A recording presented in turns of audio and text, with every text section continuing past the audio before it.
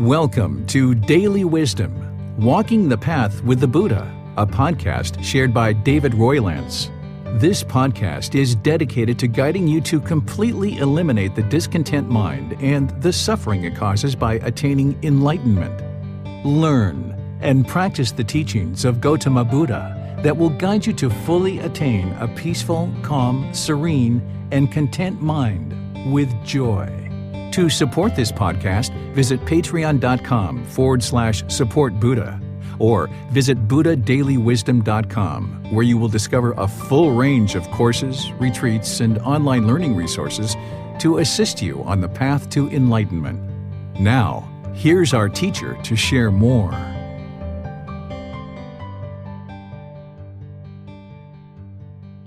Okay, I'm going to start this morning by welcoming everyone. Sawadee Kap, welcome to Wat Tung Yu. Nice to see all of you guys here this morning. This is actually the third day of a 5-day course that I'm teaching, and I realize some of you guys are here maybe just for the morning because we have regular classes on Sunday, Wednesday, and Saturday here. And if that's what you're doing, that's fine. You're welcome to stay longer if you like. This course that I'm teaching over the 5 days, starting Monday through Friday, it's from 9 a.m. to 3 p.m. It's about harmony in relationships and helping you understand how to develop harmonious relationships with the people around you, because there's certain wisdom that you need in order to develop harmonious relationships. Oftentimes when people have an unenlightened mind, which there's a lot of unenlightened beings in the world, the mind lacks wisdom of how to have harmonious relationships. So if you find yourself sometimes being bitter or harsh or hostile or being argumentative and having difficulties in your relationships, this is because the mind has a lack of wisdom of how to have harmonious relationships.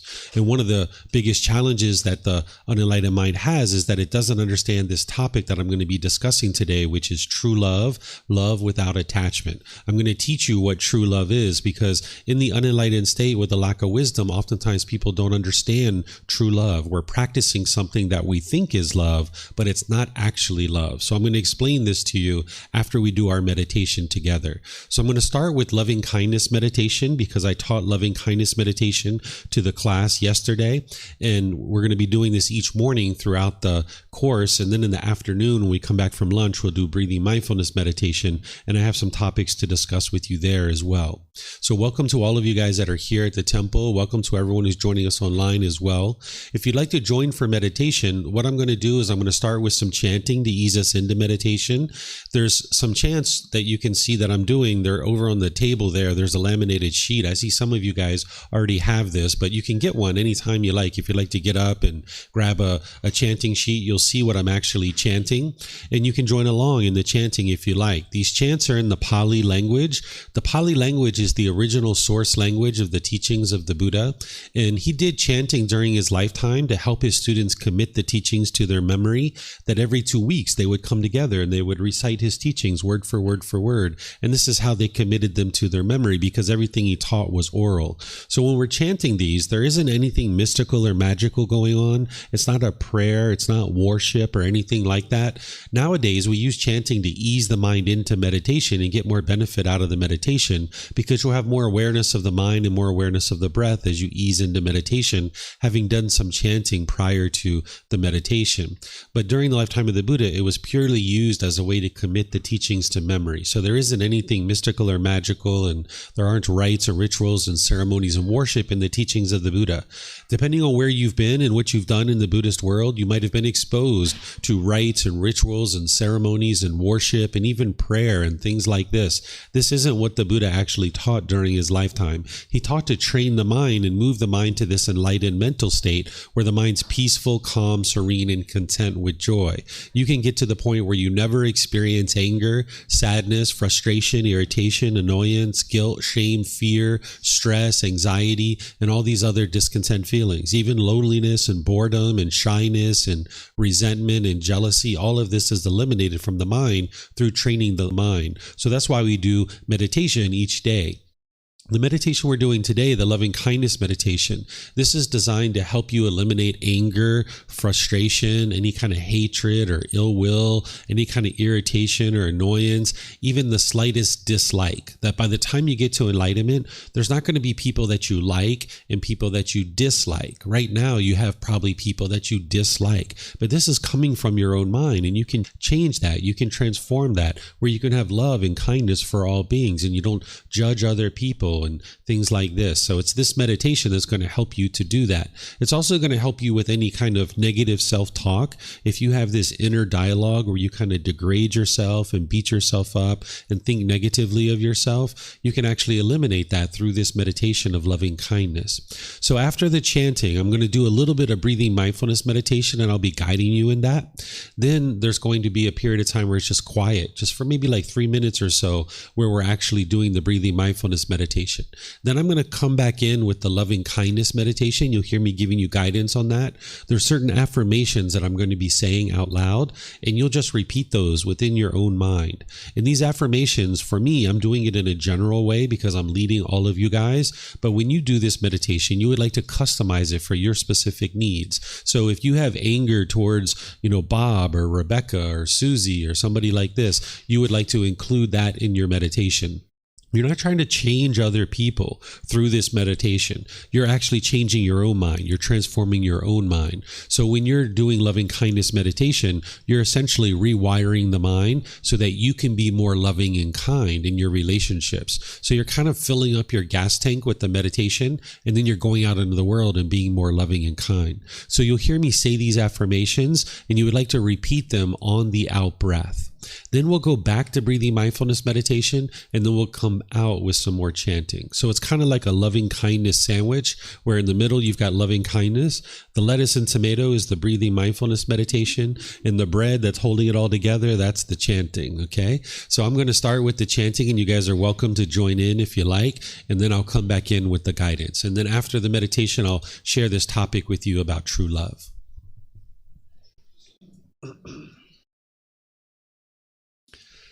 Arahang Samma Sambuddho Mahakeva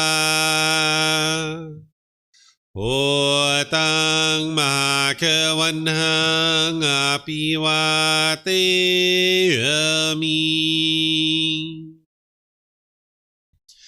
Savakato Mahakavata Dhammo Dhammang Namasami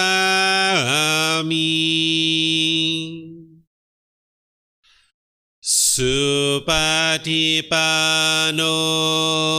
Mahakavato Savaka Sangho Sanghang Namami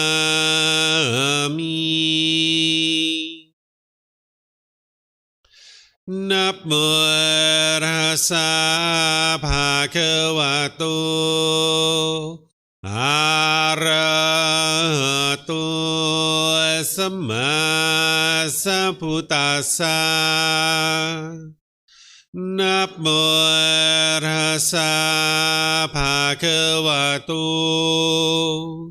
Arahato Samma Sambuddhassa Namo Rasa Bhagavato Arahato Samma Sambuddhassa Iti piso Mahakeva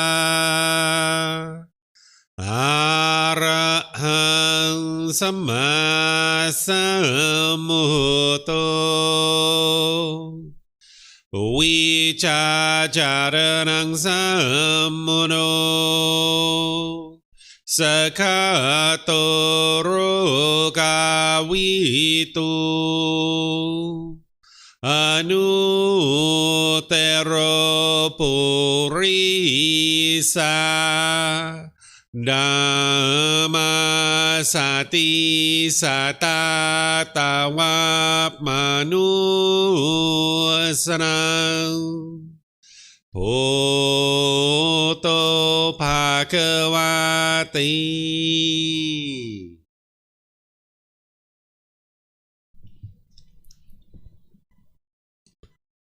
Okay, with the lower body and hands and arms comfortable, and the upper body erect, just close the eyes and start breathing in through the nose and out through the nose. Here you're just looking to establish the breath, a nice, natural, steady, consistent breath. Not forced or controlled, just a gradual inhale through the nose, experiencing the full breath. And then, whenever you're ready, exhale out through the nose. Breathing in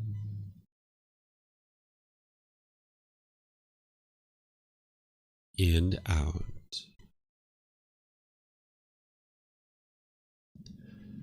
Breathing in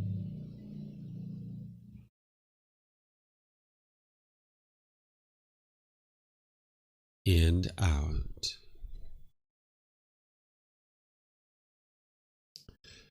Your breath may not match up with the guidance that I'm providing, and that's okay.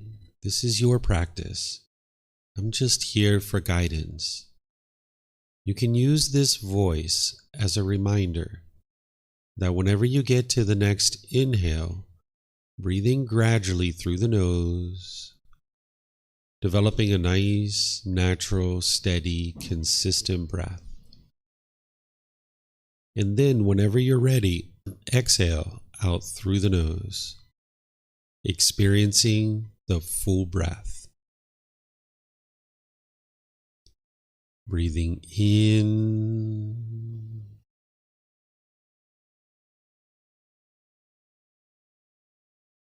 and out.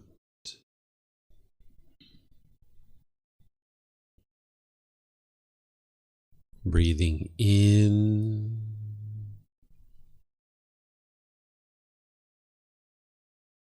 and out.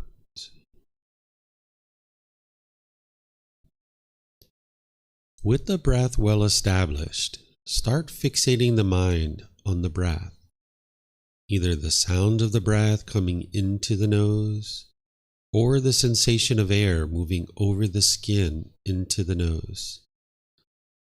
The breath is the present moment. Fixate the mind on the breath, the present moment. Breathing in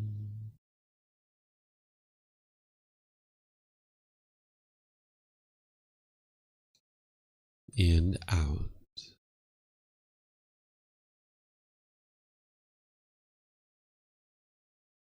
Breathing in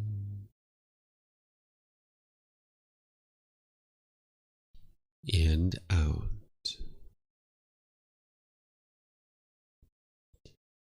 With the mind fixated on the breath, whenever you notice that it moves off the breath, cut that off, let it go, and come back to the breath, the present moment. No need to observe the thought, label it, judge it, analyze it, or even try to figure out where it's coming from. Whenever you notice that the mind is moved off the breath, cut that off, let it go, and come back to the breath, the present moment. Breathing in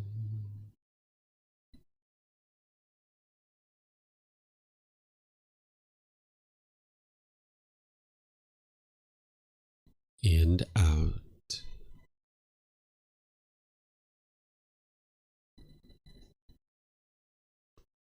Breathing in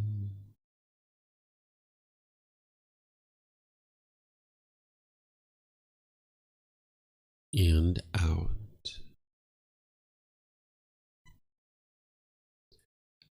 I'm going to be quiet now and let you do this work of focusing on the breath, cutting off and letting go anytime the mind moves off the breath. You have nowhere to go. There's nothing to do. No one needs you right now. This is your time to focus on the breath. Breathing in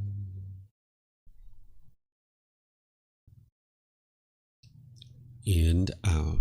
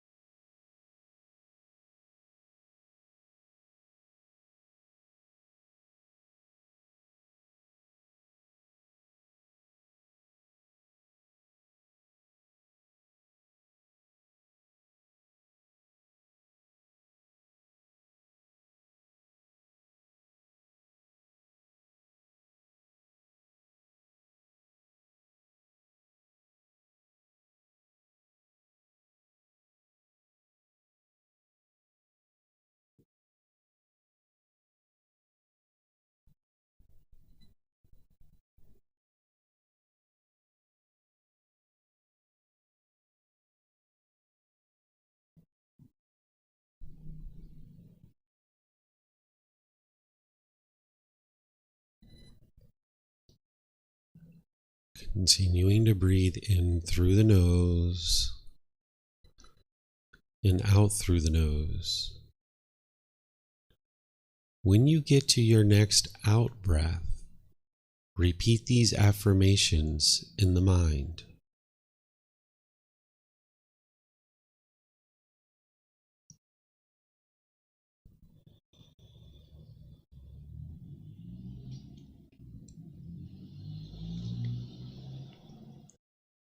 May I be peaceful.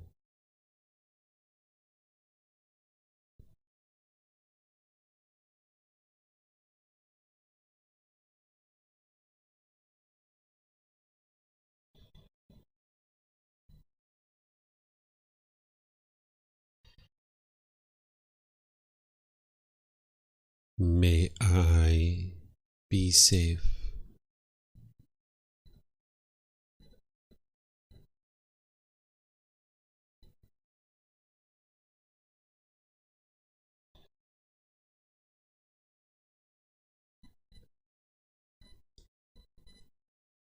May I be well.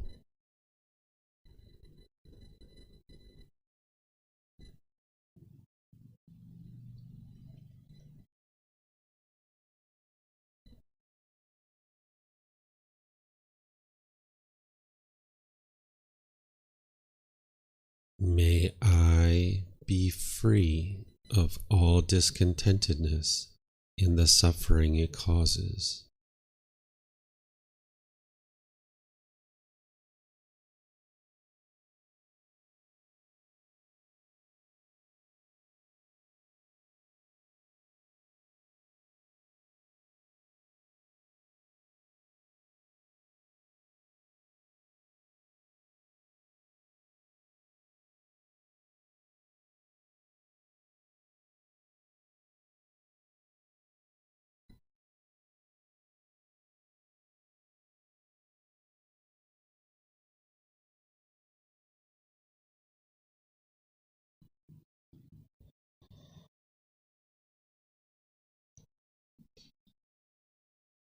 May Mom and Dad be peaceful.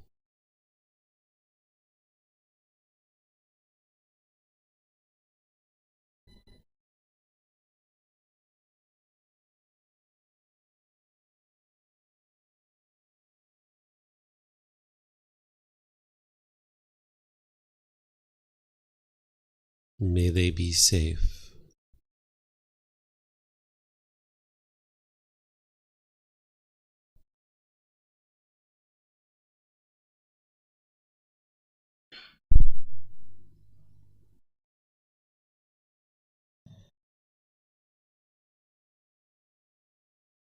May they be well.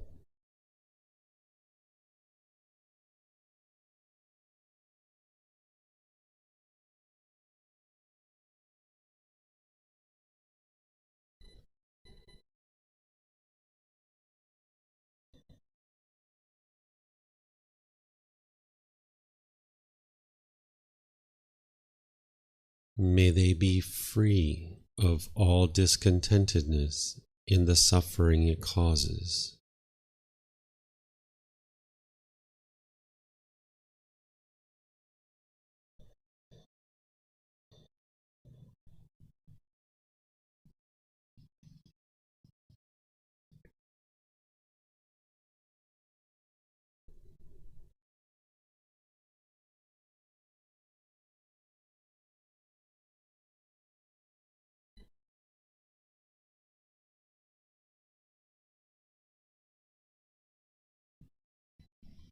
May my family, friends, co-workers, and neighbors all be peaceful.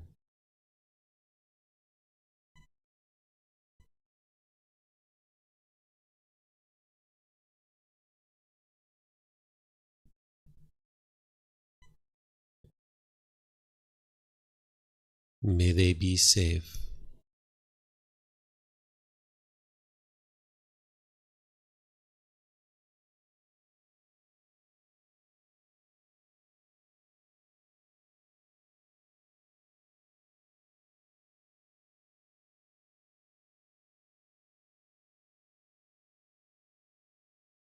May they be well.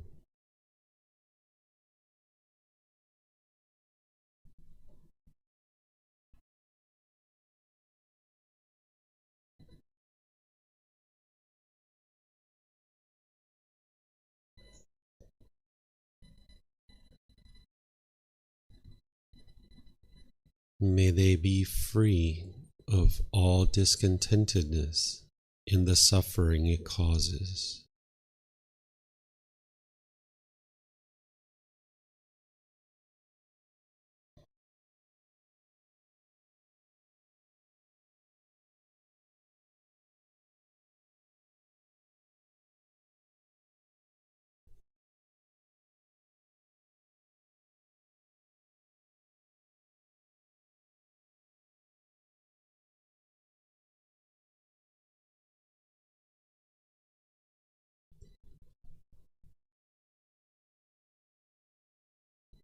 May all those who have harmed me be peaceful.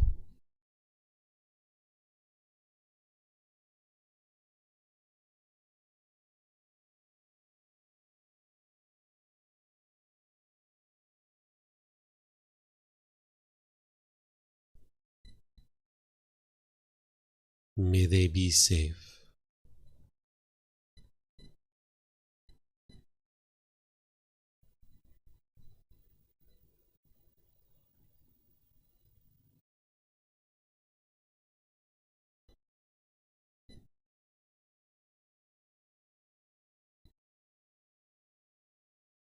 May they be well.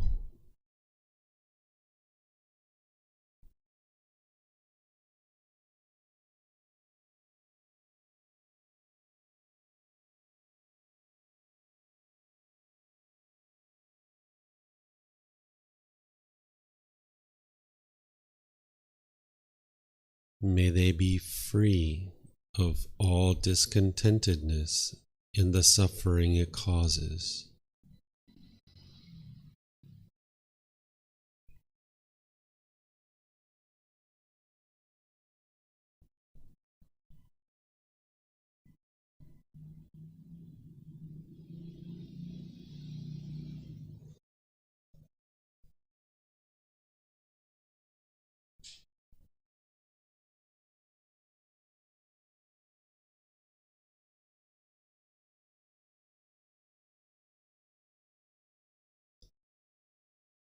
May all those who I have harmed be peaceful.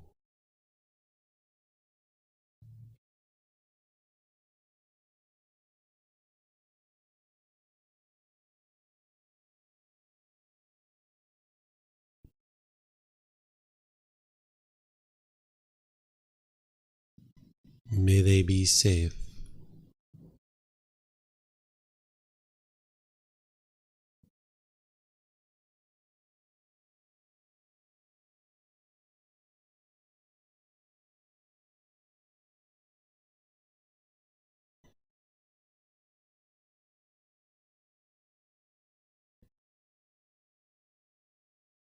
May they be well.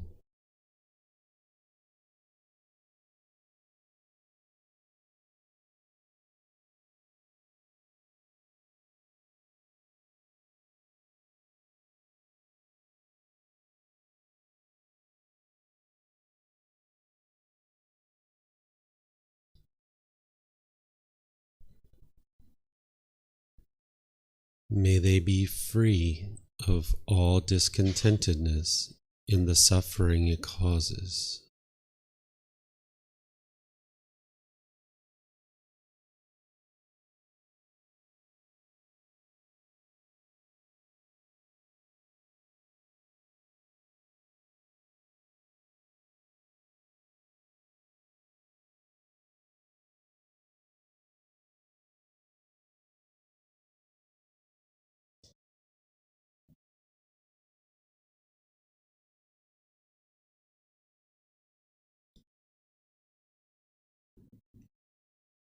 May all beings, wherever they reside, be peaceful.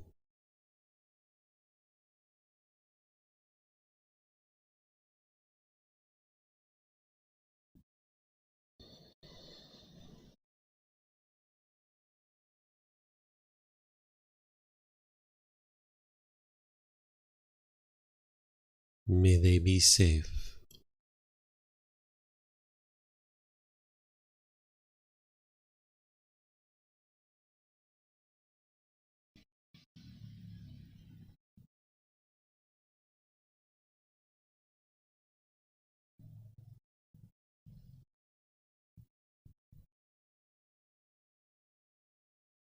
May they be well.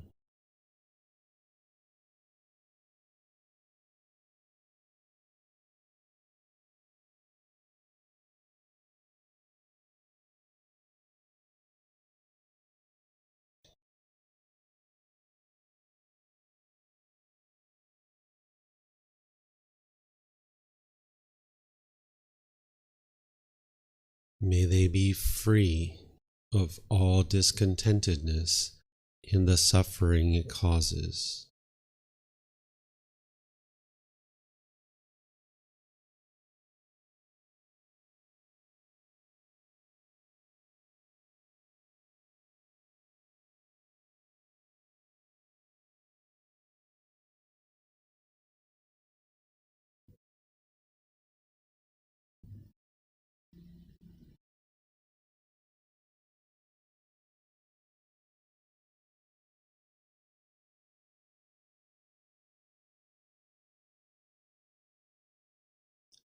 Now go back to breathing mindfulness meditation, focusing on the breath, cutting off and letting go anytime the mind moves off the breath. Breathing in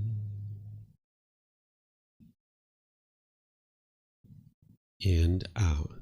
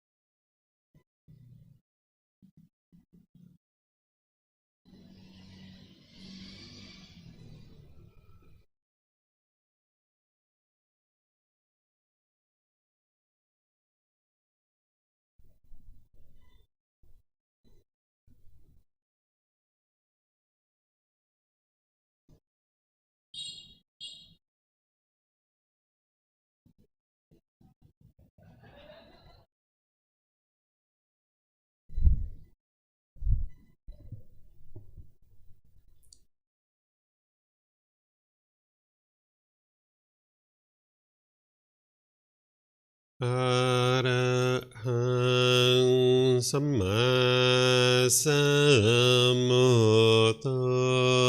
Makewa ตังมหาควันนังอภิวาเทมิ สวากขาโตมหาควตาธัมโมธัมมังนามัสสามิสุปฏิปันโนมหาควโตสาวกสังโฆสังฆังนามามินับโมตัสสะภะคะวะโตอะระหะโตสัมมาสัมพุทธัสสะนับโมตัสสะภะคะวะโตอะระหะโตสัมมาสัมพุทธัสสะนับโมตัสสะภะคะวะโตอะระหะโตสัมมาสัมพุทธัสสะอิติปิโสมะคะวะอะระหังสัมมาสัมพุทโธวิชาจารนังสัมมุโนสกขาโตโรกาวิโตอนุเตโรปุริสาธัมมาสติสัตตาตาวามนุสนังโหโตภะคะวะติ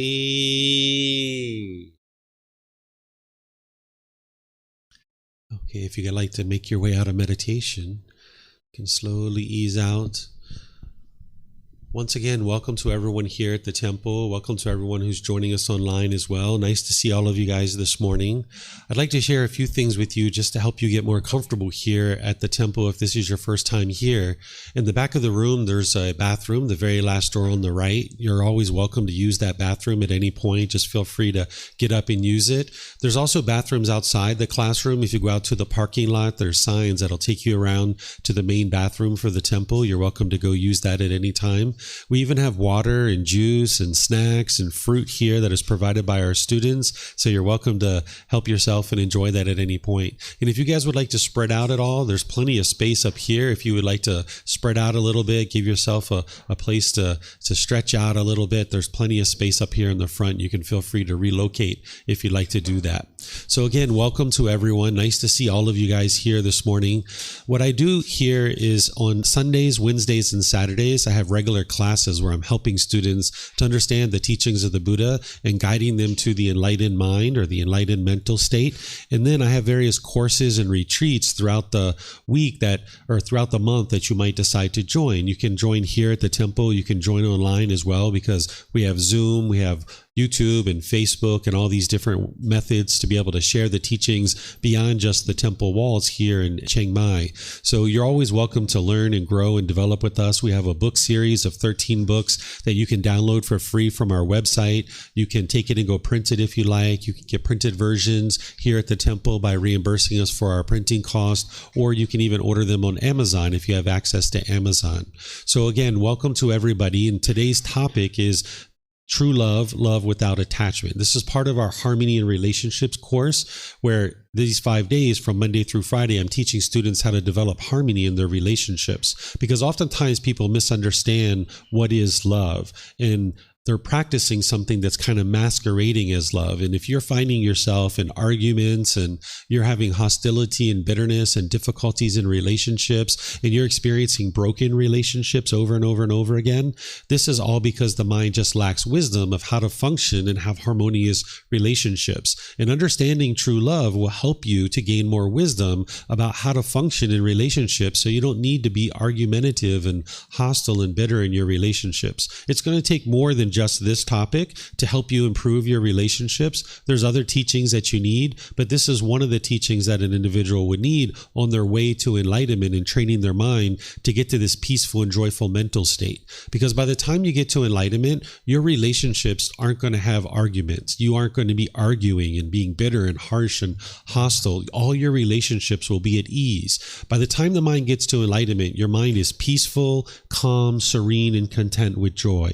You don't have any kind of hostility and bitterness towards others. You're not irritated or annoyed. You're not having those kinds of things. You don't even have the slightest dislike towards others. But when the mind has certain pollutions, which the Buddha discovered what these are, and then he provided the tools and techniques to eliminate them, when the mind has these pollutions, you'll find it difficult in your relationships. You'll struggle and you'll be challenged. But through learning and practicing and training your mind, not only can you eliminate all the discontent feelings where you no longer experience any anger and sadness, frustration, irritation, annoyance, guilt, shame, fear, stress, anxiety, loneliness, boredom, shyness, resentment, jealousy. Not only are all these feelings eliminated, but you also notice that the mind's focused, concentrated, you have clarity of mind and deep memory because you've eliminated the pollutions that are causing the mind to be shaken up. Your personal, professional relationships will be at ease, and you'll notice that you're not even in a bad mood anymore because all the causes and conditions that are producing the bad mood have been eradicated from the mind.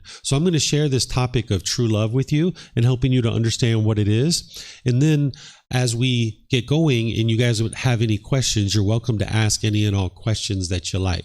If you're here at the temple and you would like to ask questions, you can use the microphones here in the white bowl. All you need to do is come up and get a microphone and you can take it back to your seat.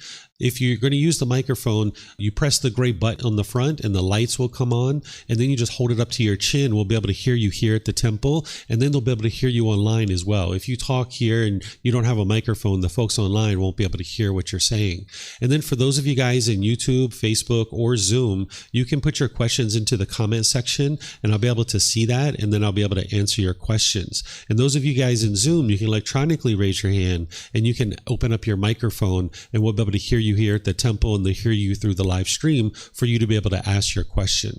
So to get us started understanding true love, let me first just kind of remind those of you guys that know the Four Noble Truths, what's causing the painful feelings that you experience. And for some of you guys, you haven't learned the Four Noble Truths with me. There's 4 individual truths that the Buddha teaches, and you can independently verify the teachings of the Buddha. You're not believing his teachings, but you're learning them, investigating, examining them.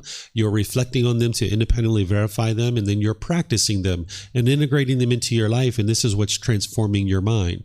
Well, the very first teaching of the Buddha is called the Four Noble Truths. This is where he explains to you the problem in your mind, the cause of that problem, the elimination of it, and the path forward. The first noble truth is that everyone that is unenlightened will experience discontentedness. So if you experience those discontent feelings like anger, sadness, frustration, and all those others that I mentioned, that's because the mind is unenlightened. And that's the problem, that in the unenlightened state, the mind will go up and down and up and down. Oftentimes in the human state, when we're unenlightened and we lack wisdom, we experience anger and frustration and sadness and all these other discontent feelings. And you might just think this is normal and that you need to be subjected to this and you need to continue to experience these emotions all throughout your life. But the truth is that you can actually eliminate these discontent feelings, but you wouldn't be able to eliminate them if you didn't know what was causing them. So the Buddha explains in the first noble truth what the problem is, which is these discontent feelings, conditional feelings. The mind's going up and down and up and down. You experience happiness and excitement and elation, and then it falls and fades away, and then you get angry and sad and frustrated or lonely or bored or sad. All these discontent feelings are plaguing the mind, and you're finding that sometimes in life it's quite challenging to deal with these these kinds of feelings and emotions. So that's the problem that the Buddha discovered. One of the problems. That's the main problem that's plaguing the human mind. But then he explains the cause of this problem in the second noble truth. The cause of these discontent feelings is called craving, desire, attachment. This is the mind's longing and yearning, the mind chasing after the objects of its affection. Oftentimes in the unenlightened state, when we lack wisdom, we think that it's other people that are causing us to be angry. You might blame your mom or your dad or your brothers or your sisters or your coworkers or your neighbors or that person who cut you off in traffic. You might think they're the ones who are causing you to be angry or frustrated. But in reality, what you can see in the teachings of the Buddha, and you can independently verify, is that it's your own mind that's causing these feelings. It's your craving, your desires, your attachments, this longing and yearning, the mind wanting things to be a certain way. The mind is craving permanence. So essentially, if the mind gets what it wants, you get happy, you get excited, you get elated because your mind wants something and you get that, so you get happy. But then that happiness arises, it changes, and it fades away. And if you don't get what you want, you get angry, you get sad, you get frustrated, you get irritated or annoyed or some other discontent feeling. There might be stress or anxiety in the mind. So the mind is causing its own feelings based on these cravings, desires, attachments, the longing, the yearning, the wanting things to be a certain way. So if you wake up in the morning and you see that it's sunny outside, you might get so happy and excited. Yay, I can go outside for a walk. I can go hiking. I can go do that thing that I wanted to do outside. But then if it rains, you'll get sad and you'll get frustrated because the mind's not getting what it wants. That's the craving, the desire. Or if you get into a new relationship with a boyfriend or girlfriend, you might get so happy and so excited. This new person is showing you affection. They're sending you text messages. They're inviting you out to dinner or to the movies, or maybe you're going to a park. Maybe you're having some great conversations. You might even be having intimate contact with each other. And you feel so great at the beginning of your relationship. But then over time, you start arguing, you start being upset with each other because you're not getting what you want and they're not getting what they want. All these expectations, all this wanting from each other. And then eventually the relationship's over. And now you feel sad or angry or frustrated, or you feel lonely or you feel bored. This is because the mind is holding on, wanting this relationship to be permanent, when in reality, everything around you is impermanent. But as long as the mind lacks that wisdom to realize that everything around you is impermanent, meaning it's constantly changing, your mind's going to keep holding on and wanting things to be permanent. So for example, if you had a brand new car and you parked it at a store and you went inside and came out and you saw a scratch on your car, you might get angry, you might get frustrated because the mind's craving permanence. It's not the scratch that's causing you to be angry. It's not the person who scratched your car. That's not what's causing you to be angry. It's the mind holding on and wanting this car to be permanently beautiful, when in reality, this car is impermanent. The paint's going to fade, the upholstery is going to fade, this car is going to change. But as long as the mind's craving for this car to be permanent, you will struggle and have difficulties. You'll be angry and frustrated and agitated. And oftentimes what the unenlightened mind does is it blames other people for this anger and this frustration. You might find that when you get angry and you're really upset, you might push people away out of your life. You push them aside, thinking that that's going to solve the problem. This is called aversion, when you're pushing a person away or you're pushing a situation away, because the mind doesn't understand what the true problem is. The mind in the unenlightened state with a lack of wisdom thinks the problem is something external. So it will push people away out of your life. And you can see that doesn't solve the problem, because not too long after that, you get agitated or annoyed about something else. If this person that you pushed away was the problem, then when you push them away, you would be peaceful and joyful for the rest of your life. But when you push that person away, you still get agitated or annoyed or frustrated about something else.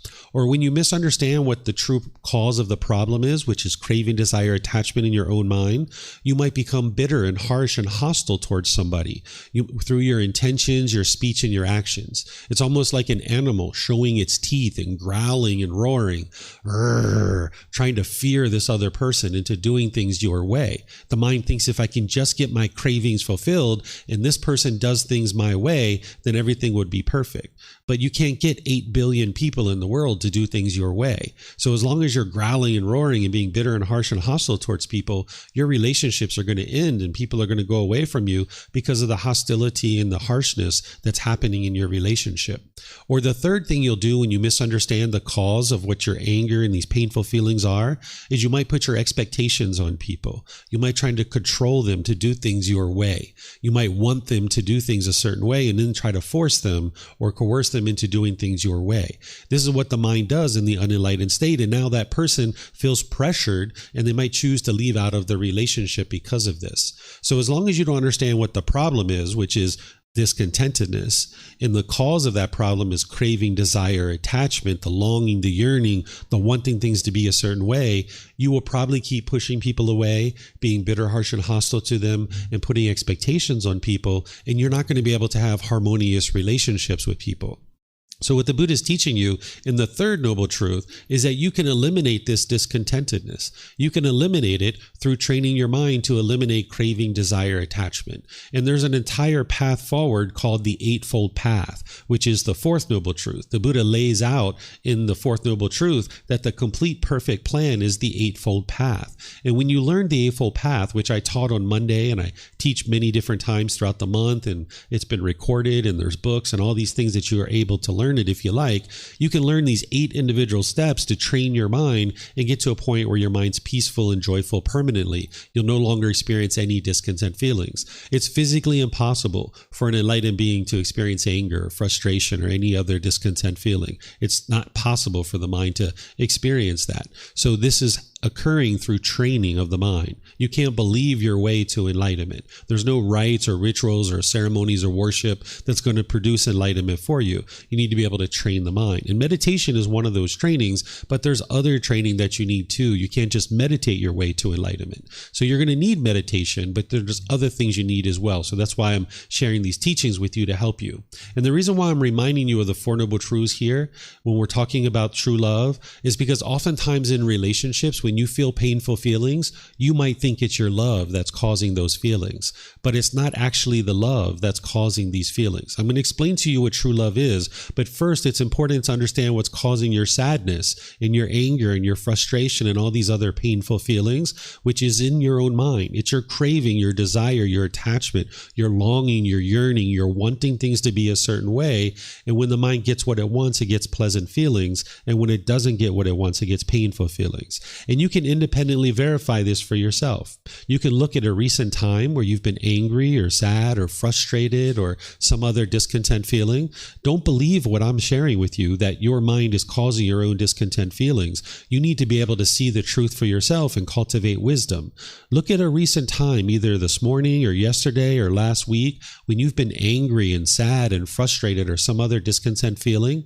Look at that situation now with these fresh eyes. At that time, you might have been trying to blame other people for the feelings you were experiencing, but look at that situation now with this new wisdom. What was it that your mind wanted? That your mind wanted something, and if you would have got what you wanted, you would have experienced happiness and excitement. But since you didn't get what you wanted, you were angry or sad or frustrated or some other discontent feeling. You can reflect on this and see the truth for yourself, that your own mind is causing these feelings. And then you can see that it's not love that's causing the anger and sadness. Because sometimes people think love hurts. And when they're in relationships and they're experiencing these painful feelings, they might push away a husband or a wife or a boyfriend or a girlfriend, or they might think that, oh, I'm never getting in another relationship ever again. But relationships can be very fulfilling. They can be very satisfying when you understand true love and how to actually practice in such a way that you're able to live harmoniously with all beings. So there's this craving, desire, attachment, this longing, yearning, this wanting, this expecting that's masquerading as love. The mind thinks in the unenlightened state that this is love. And this is the misunderstanding that I'm going to help you clarify to be able to understand. But you need to do the work to be able to understand what I'm actually sharing.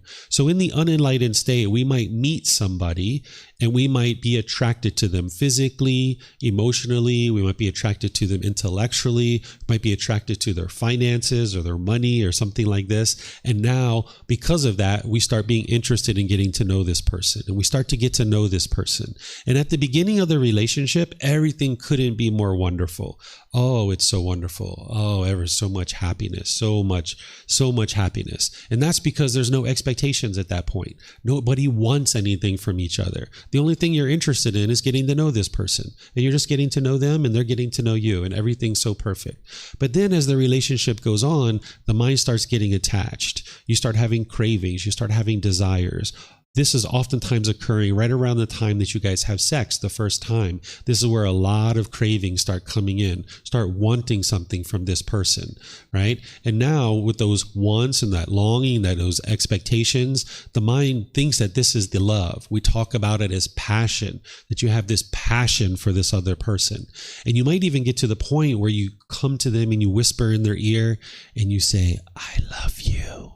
I've fallen in love with you, right? And you're so excited to tell them that. And then they tell you, I love you too, right? And wow, it feels so great when you hear that, right?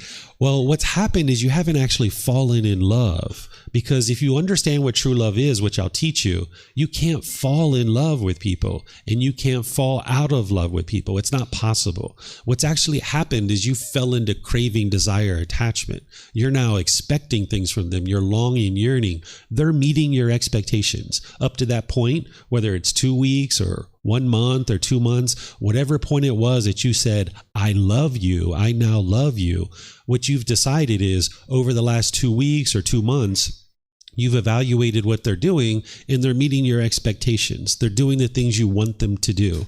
And now, because they're doing what you want them to do, you now say, I love you.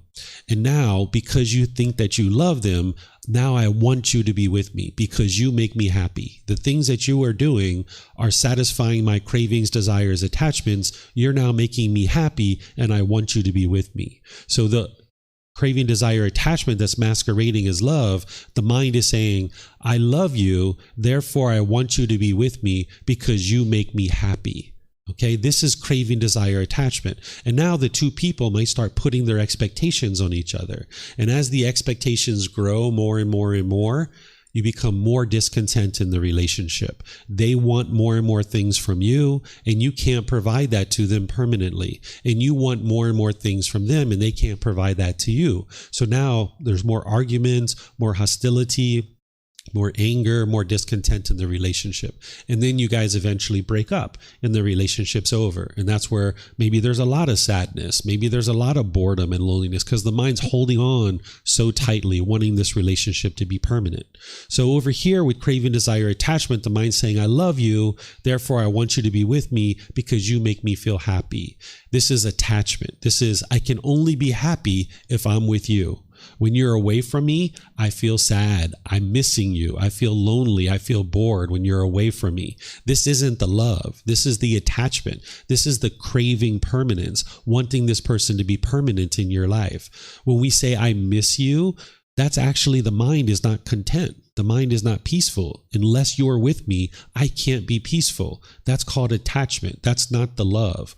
What true love is, which I'm going to explain to you now, what true love is love where you love this person as they are. You're not trying to change them. You're not trying to force them to do anything. You're not trying to control them to do anything.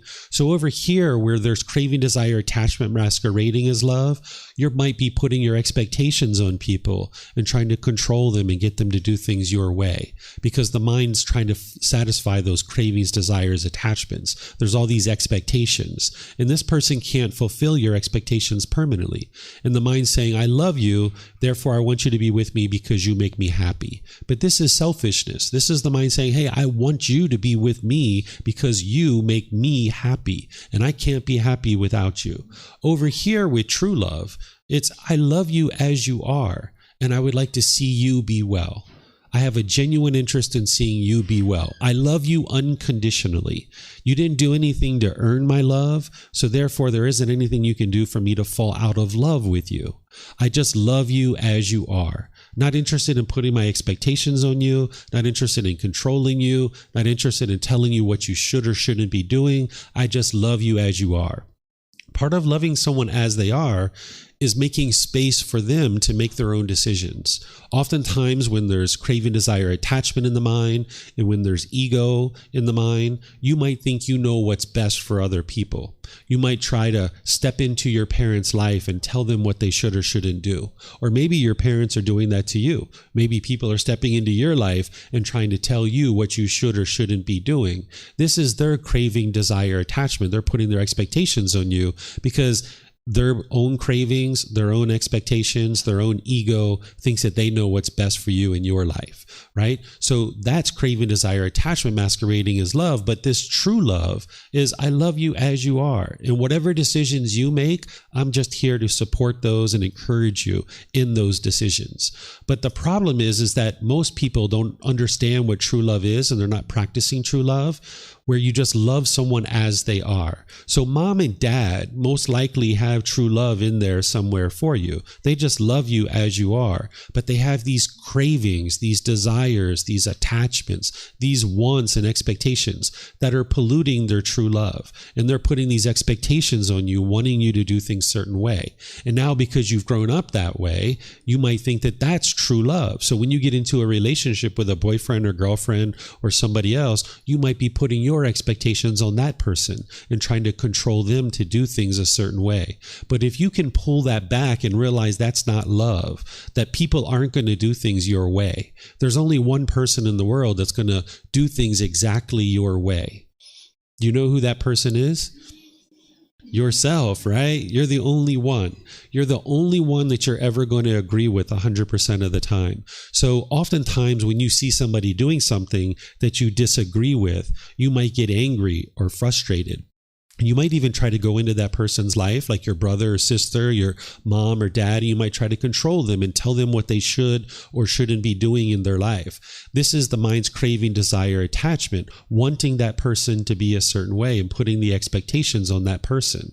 And maybe now when you're feeling those painful feelings because mom or dad or brothers and sisters aren't doing things the way you want, you might think the way to solve that is to try to force this person to do things your way. But there's not going to be ever a time when everybody does things your way. There's only one person in the world that's going to do things your way. There's only one person that you're going to agree with 100% of the time. So if you can only love somebody who does things your way, then you're only going to be able to ever love yourself, because it's only a matter of time before somebody does something that you disagree with. Because of impermanence, everybody's had different experiences in life, and we're going to be doing things in a different way. But when we have ego in our mind and we think that we're so right and everybody else is so wrong, then we only think there's only one right way to do things, and everybody else that's doing things is doing it the wrong way. And when you see your mom or dad or brothers and sisters doing things a certain way, you might experience painful feelings because they're not doing it your way, because you have these cravings, desires, attachments in your mind. And you might feel like the way to solve that is to try to put your expectations on them and try to control them to do things your way. But this is just causing difficulties in your relationships because you're not practicing true love, love without attachment. If you're going to practice true love, love without attachment, you can disagree with somebody's choices and decisions, and you can still love the person. You can separate these two things. You can see that the decisions that someone makes, that's just their decisions. And there's more than one right way to do things in the world. There isn't just your way. That's not the right way to do things for everybody. Everybody has their own unique way of approaching certain challenges and struggles. But if you can only love someone when they do things your way, then you're only ever going to be able to love yourself. And sometimes you might even find that challenging to love yourself. You might have negative self-talk in your mind. So if you can separate the decisions people make from the person, then you can disagree with the decisions that someone makes while still loving the person. And loving the person is to have a genuine interest in seeing this person be well, loving them as they are, not wanting them to be different, not forcing them to be different, not trying to put your expectations on them and try to control them to do things your way, but allowing them to make whatever decisions they would like to make. And you're there to support them, encourage them, and help them as they ask for advice. Because when there's ego in the mind and there's craving, desire, attachment, you might start giving people unsolicited advice and trying to tell them what they should or shouldn't be doing in their life. And this is just going to cause complications because people are going to feel pressured, like you're trying to dominate their life and trying to tell them what they should or shouldn't be doing at any one given time. But if you can eliminate your own cravings and wanting people to be a certain way, you can restrain your mind and just understand that everybody needs to make their own decisions. And then you're there to help them and encourage them and support them as they ask for your guidance or they seek your guidance and understanding. So true love is to love somebody as they are. I love you, therefore I would like to see you be well. So when you can get to this, you can love everybody in the world. Love doesn't mean that I want something from you. Love is, I would like to see you be well. So I love every single one of you. And there's nothing that you could do for me to stop loving you. It's unconditioned love. I would like to see you be well. I don't suggest you do this, but if you went out and murdered somebody today, I would still love you, right? Because I disagree with your decision that you've went out and murdered somebody, but I love you because I would like to see you be well. If you called me from jail and said, hey, David, I made a big mistake. I murdered somebody. I need your help. Can you come help me? I would like to hear some teachings of the Buddha. I would come see you. I wouldn't be angry. I wouldn't be upset. You haven't done anything that harmed me, or even if you did harm me, I wouldn't be upset by that. But if you have a craving or an expectation that everybody needs to do things a certain way, when you disagree with what somebody's doing, you will be angry and frustrated with them. So you can separate the decisions that people make in the person themselves, and you can love the person while disagreeing with their decisions. So again, I don't suggest you go out and murder somebody, but if you did, I can still love you because I would like to see you be well. I disagree with your decisions, but I would like to see you be well. I have a genuine interest in seeing you be well. So with true love, which is unconditional love, you don't fall in love and out of love with people. What's happening when you're falling in love and out of love with people is at the beginning, when they're meeting your expectations, you say, I love you. I have fallen in love with you. But somewhere along the line, they stop meeting your expectations. They stop doing what it is that you want them to do. And you say, I don't love you anymore. What's really happened is they stopped fulfilling your expectations. They stopped doing what you wanted. So that's not love. That's selfishness. That's saying, I will only love you if you do what I want. If you do what I want, I will love you. Right? And this isn't something you need to feel guilty or shameful about, because this is what every unenlightened mind tends to be doing when you don't understand what true love is. You will say, I love you when that person is meeting your expectations. And when that person isn't meeting your expectations anymore, you will say, I don't love you anymore. And that's falling in love and out of love. But that's not true love. There's no such thing as conditional love, but if we'd like to call it conditional love, that is conditional love, where there's certain conditions that have to be met in order for me to say I love you. And then when those conditions aren't met anymore, I will say I don't love you. But again, this isn't actual love. This is craving, desire, attachment masquerading as love. What true love is I love you unconditionally. I love you as you are. I don't want you to be different. I'm not going to force you to be different. I'm not going to put my expectations on you and try to control you and make you to be different. I'm just going to love you as you are. And I'm going to support you and encourage you as you're in life. So you essentially have this parallel process. So if I have my son or my wife who's walking forward in life, I'm right alongside of them, sharing guidance or sharing advice as they need guidance and advice to help them to do whatever it is that they would like to do in life, but not putting my expectations on them or trying to control them to do things any particular way. Just love people as they are. And I understand that this can be challenging, especially if you've grown up in relationships where people aren't practicing this with you. Because oftentimes we grow up in families where our parents do have unconditional love to a certain degree. No matter what we do, they will still love us. But they have these expectations and these cravings where they're putting these on us and wanting us and expecting us to be a certain way. And if you've grown up that way, you might have grown up to think that that's what love is. So this talk is to help you understand that that's not actual love.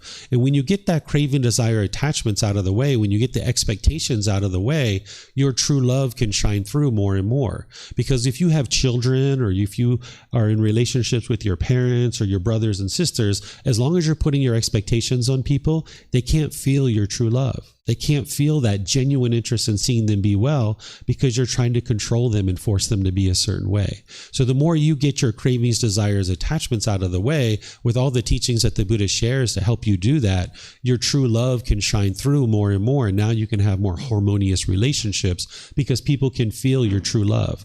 They know that you just love them as they are and you're there to support them, encourage them, and you have a genuine interest in seeing them be well.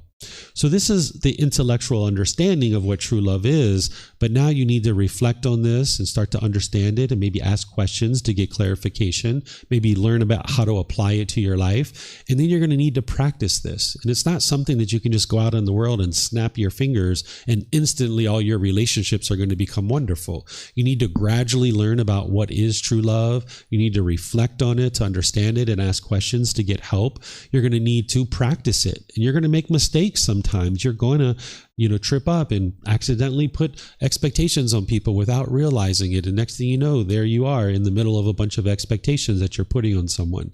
So this is a gradual training, a gradual practice, and gradual progress. But what I'd like to do before I go into any of these other topics about loving yourself and loving parents and caregivers and life partners and things like this is I'd like to pause and see if you guys have any questions on true love to be able to make sure that you understand what it is that I'm sharing. If you'd like to talk about this, feel free to get a microphone here. You can take it back with you, and people around you may have questions. So you might have more than one question, or someone around you might have a question, so you can share it. Those people online, you can ask questions through Facebook, YouTube, or Zoom.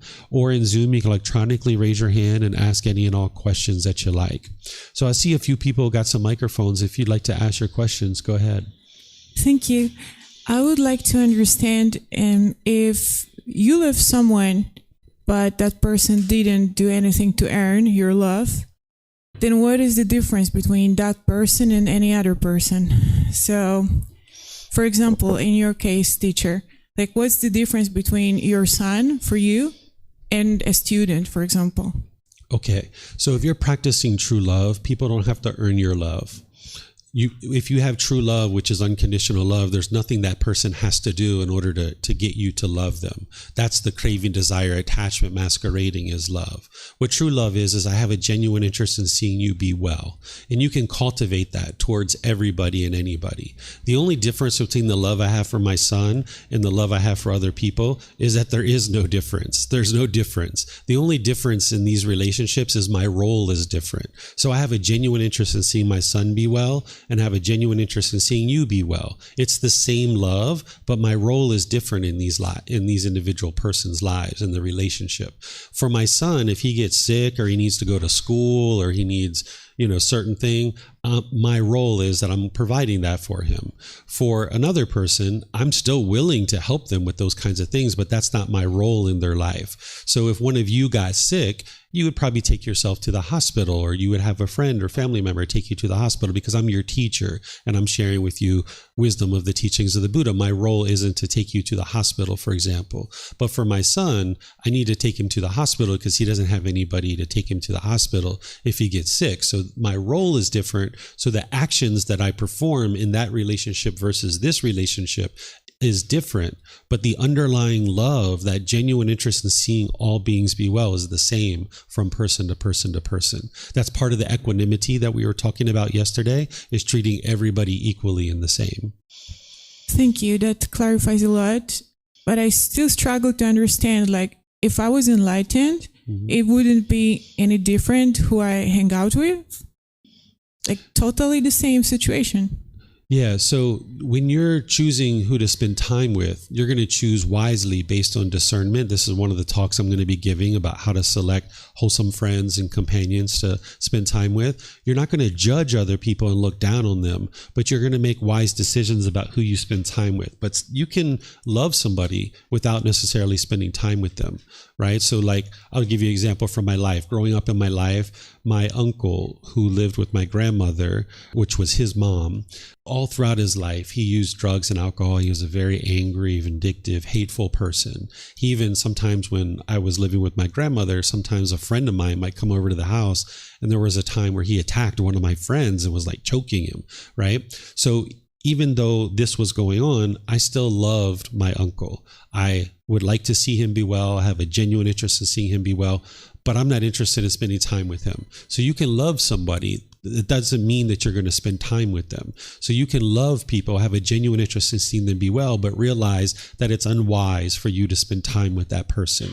So the amount of time you spend with someone, or whether you spend time with someone or not, doesn't determine whether you love this person or not, because love is a genuine interest in seeing all beings be well, or active goodwill towards this being.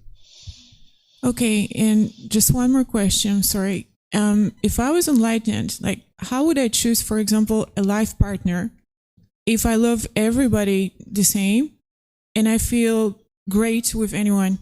Then, like, what is the base of a choice? So if you're already enlightened, you would have already made the choice on your way to enlightenment of whether you're going to have a life partner or not. You're not going to get to enlightenment and then choose to have a life partner. So you would have already selected a life partner in your journey to enlightenment if you're going to have a life partner.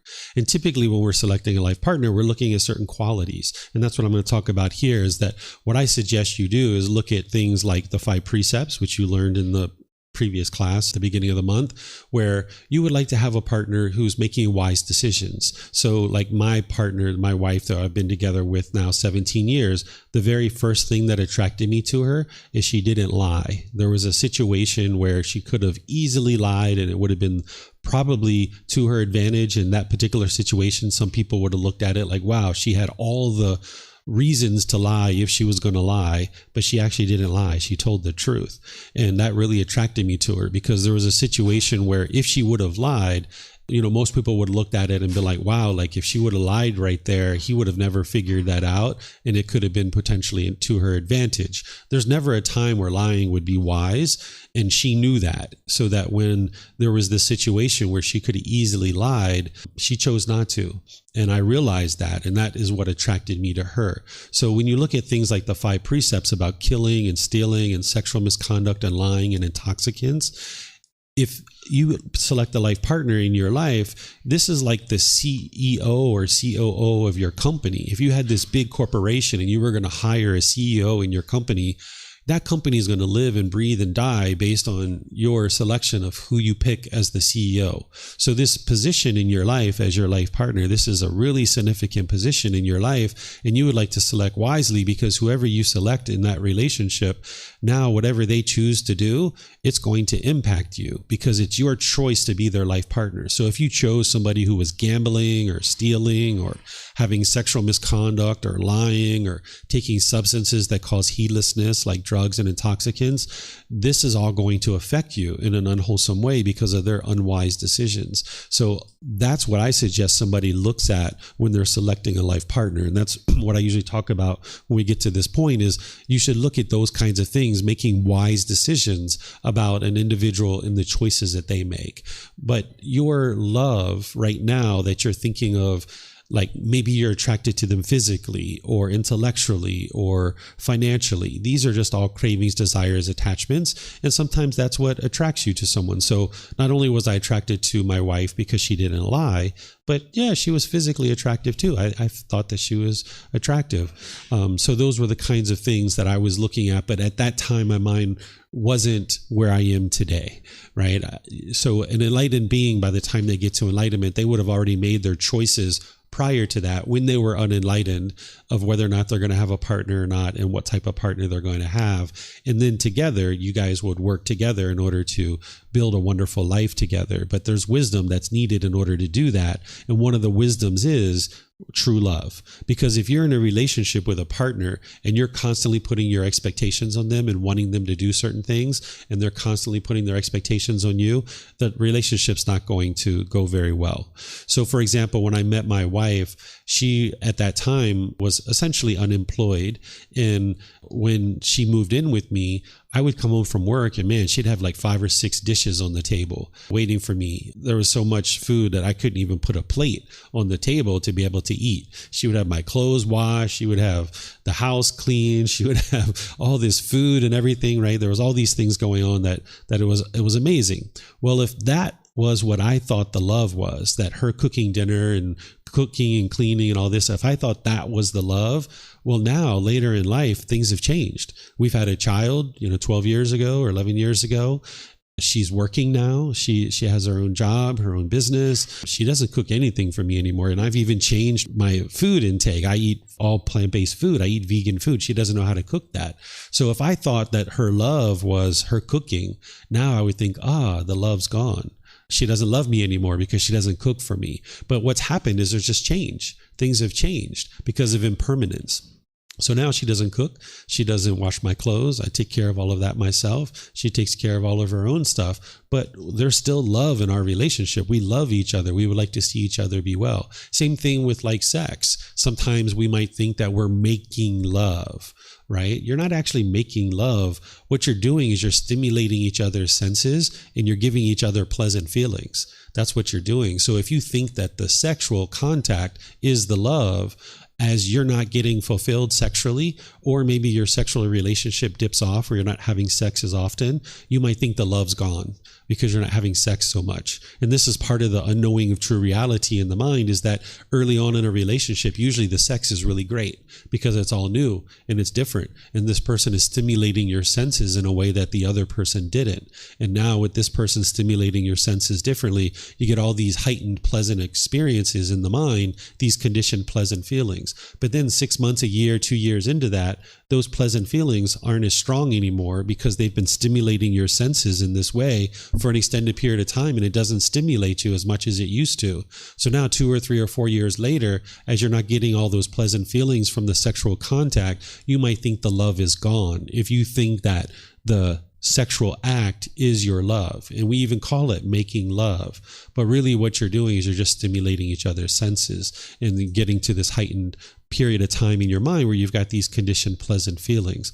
So if you start looking at what true love is, which is this genuine interest in seeing all beings be well, you can have relationships that are sustaining and fulfilling and long lasting. So my wife and I now, we don't even have sex anymore. We've both decided on our own that we were not interested in having sex anymore because there was other things that were more important to us. But now our love is stronger than ever. Like we just don't want anything from each other. And we just live this life together where we're supporting each other, encouraging each other, and helping each other as we can.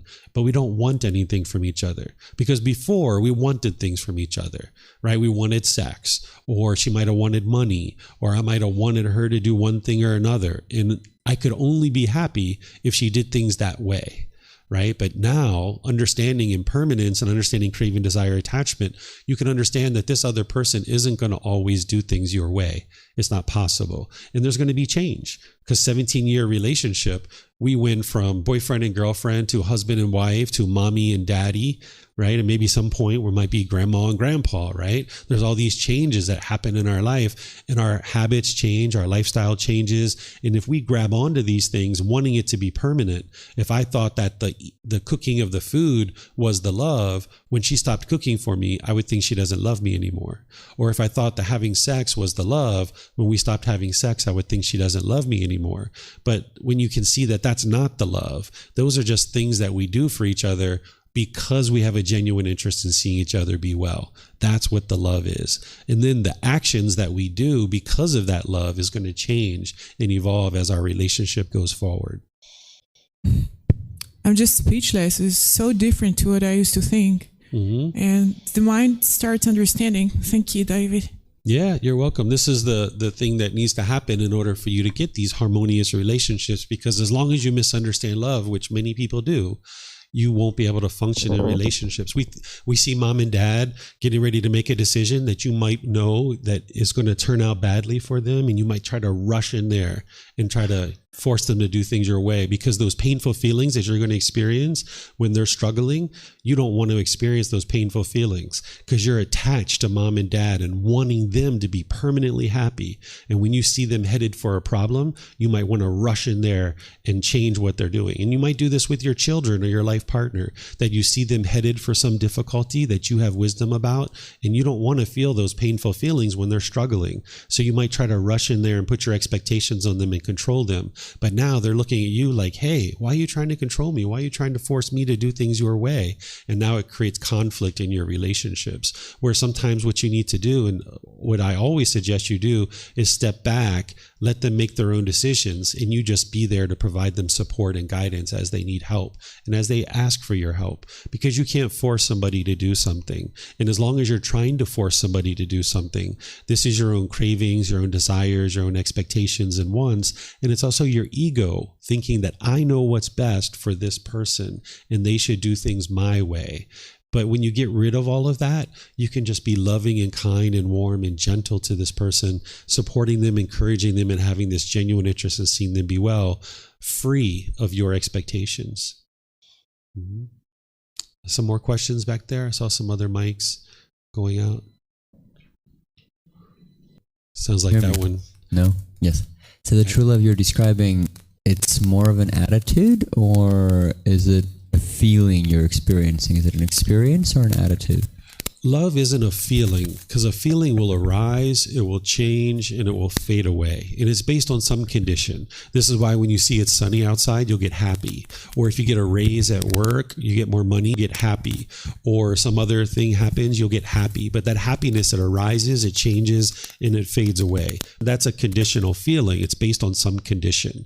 And because that condition isn't permanent, the condition will change, your feelings will change. Your feeling will arise, it changes, and fades away. So love that I'm talking about here, it's a mental quality that you're practicing at all times.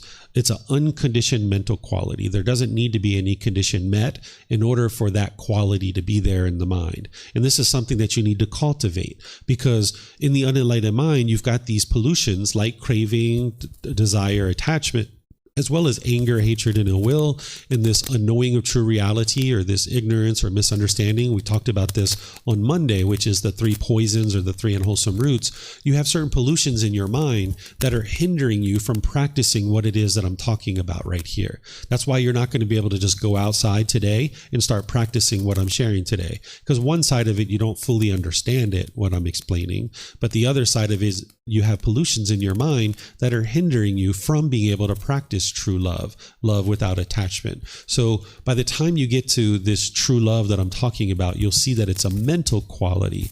But as long as you've got these pollutions in the way, that mental quality can't shine through. You can think about it like the sun. If you have the sun and you have clouds in front of the sun, you can't see the sun and the sun can't shine through because the clouds are blocking it. But when you get the clouds out of the way, the rays of the sun can shine through, and it's like, wow, that feels really warm. That feels really lovely. I like that sun. So it's the same thing as like your parents. They have unconditional love in their mind for you, I'm quite sure, but they have these pollutions in the way, and you can't feel their true love because they're putting their expectations on you. And this is the same thing that you're experiencing, is that you don't like it when people put expectations on you, but you put expectations on other people, don't you? Right? You don't like it, but then the mind doesn't think about that. Like, I don't like it when people try to force me to do things, but yet you might be trying to force other people to do things. So in order for your sun to shine through, in order for that brightness and radiance of this mental quality of true love to shine through, you got to get the clouds out of the way. You got to get the pollution out of the way. So that's where the Eightfold Path is so important, which is the core central teaching of the Buddha, that you learn and practice that, because that's what's going to get the pollution out of the way. So this love and this brightness and radiance can shine through. And now when those rays of sun touch your parents and touch your siblings and touch your life partner, your children, wow, they can feel your true love now, because it's not coming through all this pollution anymore. Mm-hmm. Yeah, I see a bunch of hands. I'm not sure which I was order. just wondering how you can raise children without any expectation. Mm-hmm. Yeah, it's a good question. So an expectation is when you're wanting and you're longing, you're yearning for something, for them to do something. And you can only be happy when you get what you want, right? That's what the craving, desire, attachment is. So I'll just give you examples with my son in my life, right? So my son, I would like him to wash the dishes, or I would like him to put away the dishes, for example. And I need to teach him this because he needs to grow up and have the wisdom of how to do these things, because one day he's going to be living on his own and he's going to need to know how to do these things. But I don't have an expectation that he does it, a longing, a yearning for it. So what I'll do is I'll say, Bailan, Dad would like you to put away the dishes. And he might say, in the past, he might say, no, I don't want to put away the dishes. I want to play video games. I'm like, oh, okay, well, you're going to need to put away the dishes. Do you have a certain time frame when it's better for you to put away the dishes? And he's like, yeah, as soon as I'm done my game, I'll go put away the dishes. I was like, perfect. Sounds good. Because I don't really care when he does it. I'm just interested that he does it. But when you have craving, when you have an expectation, I want you to do it right now, right? The mind's going to be angry if you don't listen to what I say. But for me, I'm completely comfortable. If he does it now, or he does it an hour from now, or 3 hours from now, it doesn't matter. So there's no longing or yearning or expectation. Let me give you some more examples. I would like to see him get good grades because I know that he needs good grades. He needs to learn and grow and develop and get wisdom from school. And if he comes home with grades that are less than wonderful, then he's going to be more challenged in his life as he's going out into the world. So I don't have the expectation that he will get good grades. I don't have the longing, yearning for it, but I support him and I encourage him and I help him to be able to get good grades. But then there's certain times where he comes home and he doesn't have such a good grade. And I see the grade and we talk about it and we discuss it and we figure out, like, what was it that led to this particular grade? You know, well, there's this cause and effect. There's a certain cause and a certain effect, or action and result. There's gamma. So we talk about it and figure it out. You know, were you doing your homework? Were you paying attention in class? Were you doing this? You know, we discuss all these different things, and then we figure out where he's not having a certain action that is leading to a certain result. And then once we uncover that, then he's got to work at that in order to improve it. Whereas if I have an expectation, I'm going to be angry, I'm going to be frustrated when he comes home with those bad grades. And now you might be forceful or aggressive or hostile or bitter with him. And this is just going to make the situation worse. But when you can get rid of your own craving, your own desires, your own attachments, now it's just a matter of, hey, good grades are not permanent. Right? When he was in first, second, third, fourth grade, he was getting all kinds of great grades. But when he got to fifth grade, I started seeing some grades that were less than wonderful, right? So we needed to sit down and talk about this. But if I had an expectation that these good grades were going to be permanent, when he came home with the bad grades, quote unquote bad grades, then I would have been angry and frustrated, and you'd be yelling and hollering and upset and angry. But when you get all of that out of the way and you realize that the good grades are impermanent, now you can just sit down and talk about it, have a discussion. Because while the good grades are impermanent, the bad grades are impermanent too. We just need to figure out what are the decisions you are making that is leading to these grades that are bad grades. And now when you improve those decisions, these grades are going to go up. And that's what we do, is we just sit down and figure out what are the decisions you're making that are leading to these grades that are less than ideal. And now by improving that decision making, we can see an improvement in the grades. And you'll be able to do that without expectations. If you have expectations, that's going to get in the way of you having this warm, loving, friendly discussion with your child. So it's about not wanting and longing and yearning, but instead guiding your child, guiding them through wisdom and wise decision making. You need to guide them and teach them and help them cultivate wisdom, because anything that's going, anything that's unwholesome in your child's life, it's just because of certain lack of wisdom that they don't have. That there's a certain lack of wisdom, they're making unwise decisions, and you need to figure out where's the lack of wisdom, and let me help them get that wisdom so they can improve their decision making. So if you guide them in cultivating wisdom, then they'll make different decisions and experience different results. But being angry and bitter and hostile and harsh with them isn't going to solve the problem. And that's all coming from your craving, your wanting, and your expectations. So you'll be able to have way better relationships without expectations of people and wanting them to be a certain way and just loving them as they are. So if my son has good grades or bad grades, I still love him, right? I have genuine interest in seeing him be well. It's just a matter of guiding him to making wise decisions and realizing that he's a child, that he's going to sometimes make unwise decisions.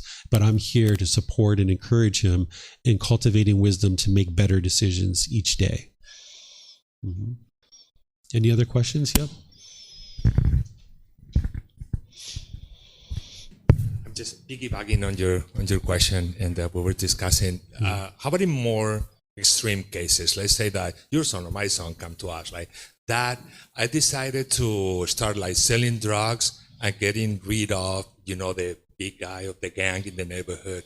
And, can you guide me in that? And then, so what would you say in these cases? Sure. So the Buddha teaches that a parent's role in their child's life is to restrain them from evil.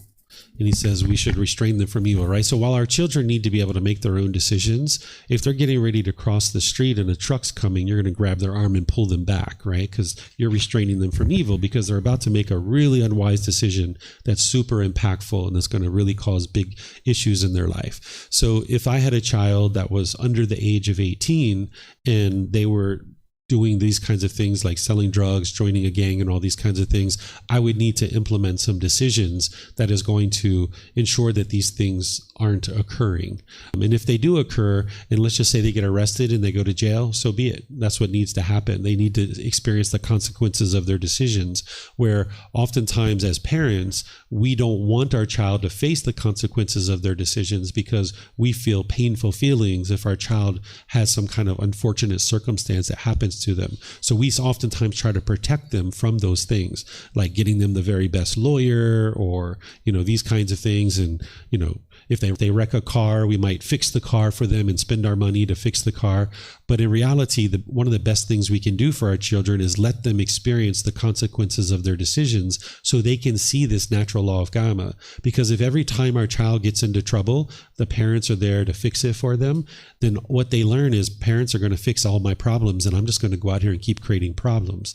They don't realize that what they need to do is stop making unwise decisions. So I saw this very clearly in my life because that case of my uncle who did drugs and alcohol all through his life and had difficulties all throughout his life, my grandparents constantly fixed all of his problems. Anytime he would get into an issue, they were always right there to fix it for him. And he just always had issues his entire life. When I started getting into trouble when I was a kid, my mom was like, you deal with it. And I had to deal with every single problem. And I realized early on that nobody was coming to save me. I had to cultivate wisdom and make better decisions, and that was what was going to improve my life. So I would have to know all the intricate details to say exactly what I would do in a situation like that. But in general, I'm going to let the child experience the consequences of their decisions. If they're less than 18 years old, I'm going to do what I can do to restrain this individual from making those unwise decisions. But if they're over 18 years old, I'm going to have to, make some decisions. And that might mean, hey, you need to leave the house. You can't live here if you're going to sell drugs and join gangs. It's not possible for you to do that because those things are going to be coming to visit you. If people are doing that from your home, you're going to encounter the consequences of that person's decisions. So I'd have to look at it in more detail. So if this is actually a real situation that you're experiencing, we can sit down and talk about it and I will help you with it. Okay. Yeah. No, unfortunately, it's not a real situation. I was just thinking of the streams. But I mean, I was just thinking about like the last question in the role of parenthood. What is this fuzzy area between guidance and not projecting our own expectations or cravings. So that's the area but I now I can start listening more clearly if emotions are reason. So that's probably a craving. And so trying to guide without being mad or being anger. Right. And that's what the expectations will do. Right. If I have an expectation that my son will not sell drugs and they will not join a gang, when they do, you're going to be angry. And now you're not going to be able to calmly guide them to better decision making. You'll just be forceful and aggressive and hostile and bitter with them. So when you understand that the longing, yearning, that's what's getting in the way of you being calm, now you can say, okay, well, they've joined a gang. Let's talk about this. Let's sit down. We need to discuss this and figure this out, because I'm not interested in being around somebody who's joining a gang, selling drugs, and having them live at the home. So we need to discuss this and figure this out. And what is our approach going to be? Okay, son, what is it? Would you like to join the gang and go sell drugs and live that kind of life and end up in jail and possibly dead by the time you're 20 or 25? Or would you like to stay here and make some wise decisions, get an education, and get a decent job. So more real situations that we have sometimes with our son would be like this bad decisions have impact on us. It could be economic, like you missed the deadline for something, now we have to pay, or this is what you do with your car, or stuff like that have an impact on us, on our economy, or I don't know, our planning or whatever. So and how to approach that. I mean, yeah, each one of these are going to be unique and different, but you don't have to pay those things, right? Like, so say there's a certain deadline that your son needs to meet and he hasn't met that deadline. And because of that, there's going to be this extra money that needs to be paid. You can just tell him right up front, like, hey, haven't been so great at meeting deadlines. I would like you to know if you miss that deadline, we're not going to pay it. You're just going to lose out. And those are the consequences of their decisions, and they're going to need to be able to see that. Whereas if you constantly fix and do something and pay just because they made unwise decisions, then they're going to learn that, hey, I don't have to make wise decisions here because my parents are going to fix it either way. And you need to be able to let them experience the consequences of their decisions so they can see this natural law of karma, because they're going to experience the natural law of karma, and they are experiencing it, but they don't necessarily see it. And when they're outside of your home, they're going to really see the natural law of karma, and you would like to help them to see as much of it when they're under your guidance as possible, because then you can actually guide them and help them to see it. Where once they move out of your house, it's going to be a lot harder for you to help them to see these consequences that are being experienced. Yeah, thank you. This is very useful. I think I always try to make him to be responsible for the consequences of their actions, but before starting talking to you about this and taking classes with you, now I realize that what I was doing, I still making responsible, but I still get mad. But I used to get mad. Now I think I'm trying to be able to, at least try to guide and not get mad, not express my frustration. It would be even better when I don't feel the frustration. But I think, is this the area that I should be working on? Yeah, that's why that breathing mindfulness meditation, the generosity, all those Eightfold Path, that's like what I taught on Monday. And that's why it's so important to do those things, because now you'll be able to practice true love more and more readily when you get rid of your cravings. As long as your cravings are in there, it's going to be really hard for you to practice this. So that's why you need that core central teaching of the Buddha well underway to be able to get to true love. Any other questions? Yep. Thank you so much, teacher. So my question is, so I try to, not my friends, my family, my neighbors, strangers, everyone, right? Try to be good in the world. My situation is sometimes I'm so exhausting. I'm so exhausting to support, or I'm so exhausting to be the good person. And sometimes I feel like I need more love. I feel like, for example, if there's a bank in my heart, I feel I just consistently give out. But my question is, you mentioned cultivate love, right? So my question is how I could cultivate the love effortlessly. Because right now I feel I'm put so much effort. Maybe I should just practice more, I guess. But it's how to cultivate the love in order to have that capacity to love me and also love others. Okay. When you're feeling exhausted, this is the burden of carrying around craving, desire, attachment. Because when you have craving, desire, attachment, when you're wanting things to be a certain way, when you get things your way, you'll feel pleasant feelings. But when you don't get things your way, you'll feel angry or sad or frustrated. And this is like a burden that you're carrying around, and you'll feel exhausted. This is why you get to the end of your day and you're like, oh, this was such a good day. This was a great day. That's because you got all your cravings fulfilled, or a lot of your cravings fulfilled that day. But when you get to the end of your day, you're like, oh, this was a horrible day. That's because you didn't get your cravings fulfilled that day. And there was a lot of cravings that were occurring that you just didn't get them fulfilled. And now you feel exhausted because it was such a horrible day and a hectic day, because the mind was having so many cravings in that day and they weren't getting fulfilled. So when you get rid of the cravings, and you start practicing the loving kindness meditation and practicing loving kindness in your day-to-day life, you realize that love isn't wanting something from somebody, and it's not giving something to somebody, right? It's not what you're giving to them, like what we were talking about here. It's not the actions that you're doing. That's not the love. That's just an action that you're doing because of the love. So love is just this genuine interest in seeing all beings be well. And in order to have loving kindness and this true love for other beings, you have to have it for yourself too. So in a situation where you need to rest, you need to do that. And you need to make sure that you have the energy that you need to have. You can't just deplete your energy by giving.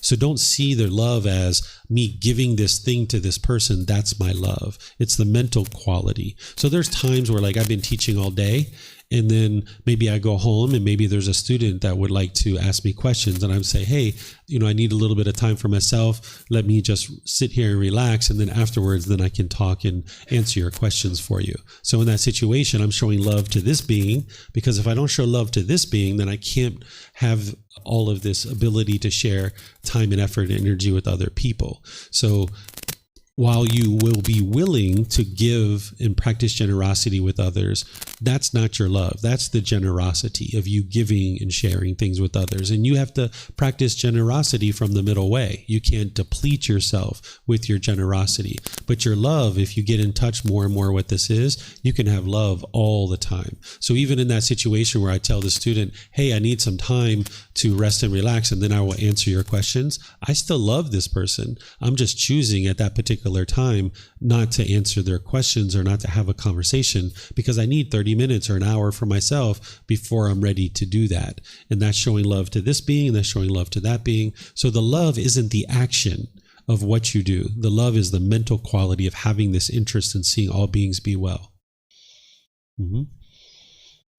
Yes, ma'am.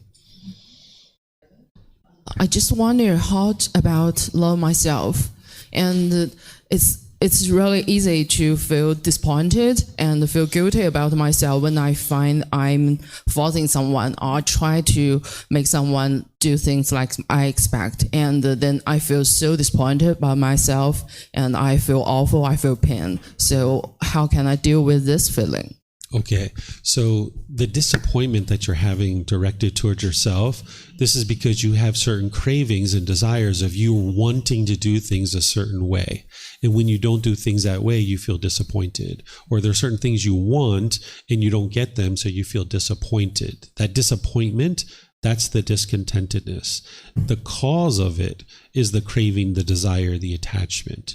So that disappointment is just because the minds have these cravings and these wants and these expectations of yourself. And you're wanting yourself to be here, but you've accomplished this, and now you feel disappointed. So you got to get rid of these expectations and these wants, not just towards other people, but towards yourself as well, where you realize you work towards a certain goal or an objective, and if you accomplish that goal or objective, great. And if you don't, then maybe you need to adjust your timeline, or maybe you need to adjust the goal. But if you want it and you expect it, you can only be happy if you get it.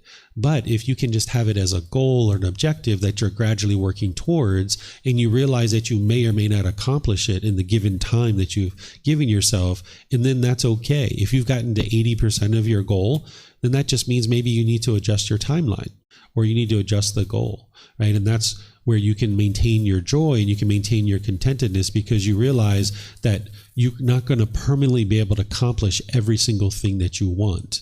It's not possible, because there's something called the universal truth of impermanence that I taught on Monday, where things are constantly changing.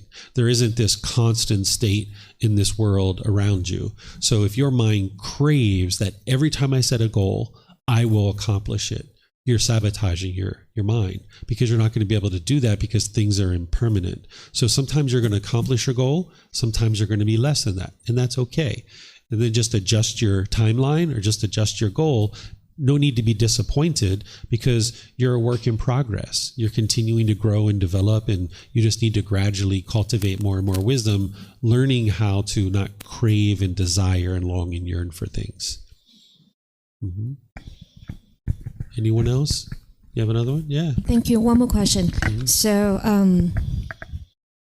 So for true love is basically love the person and support the person who she or he is, Mm-hmm. right? For example, I love my mother dearly. The only thing she she wants from me is controlling me.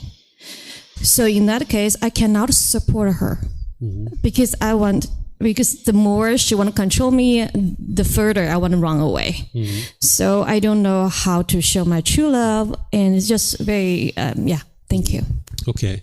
So, yeah, I learned really early on that families will put their expectations on you, right? I remember when I was 17 years old, my family saw me spending a lot of time with my guy friends, and my family was like, why do you always spend so much time with your guy friends? Why don't you go get a girlfriend? I was like, okay.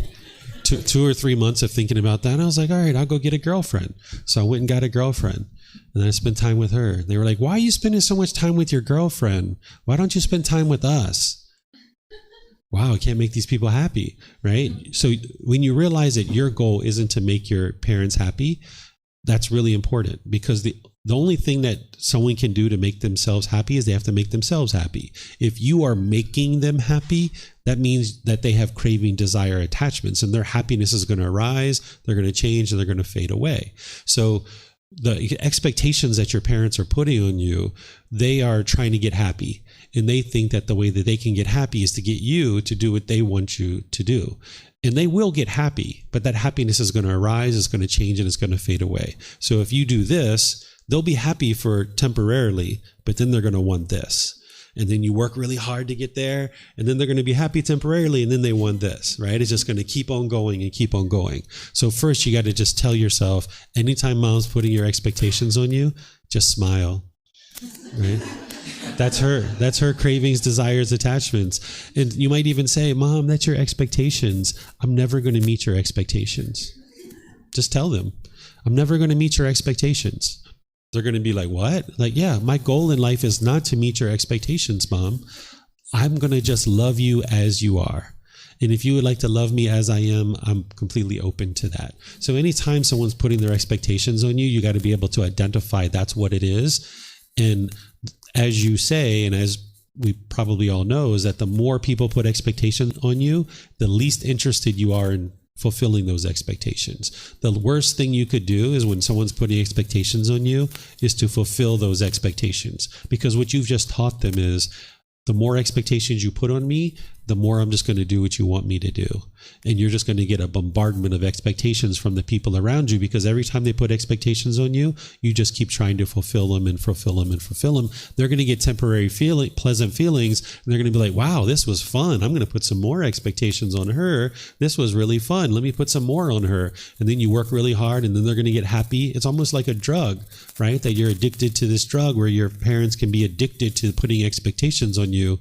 But what you've got to do is just understand that that's their expectations. You can smile. You can even tell them like, hey, Mom, I'm never going to meet your expectations. So supporting and encouraging a person doesn't mean that you agree with every decision that they make, right? So supporting and encouraging them can be when you see your mom is unwise and she's putting her expectations on you, supporting her can be, Mom, those are your expectations. I love you dearly, but just so you know, I'm not going to meet your expectations, and I'm never going to do everything you want me to do. So if you can just get rid of those expectations, Mom, we can have such a better relationship. And that's supporting your mom. Supporting your people that are in your life doesn't mean you do everything that they want you to do. Sometimes this is what children think, is that the way to support someone is just do everything your mom wants you to do or everything your dad wants you to do. But realize that your mom, your dad, your brothers, and your sisters, they're living their own life. They get to make their own decisions about their life. But when they start trying to make decisions for you about your life, that's their cravings, their expectations. They get to live their life. Don't allow them to come into your life and start putting expectations on you. So you can't control whether they put expectations on you or not, but you can control whether your mind adopts those expectations or not. Because if you adopt their expectations, now you've just adopted a craving, desire, attachment that you're essentially inheriting from your parents or your siblings or something like that. So when people are putting their expectations on you, you can't control whether they try to do those things or not, but you can control whether your mind grabs onto them and now forms an expectation within your own mind.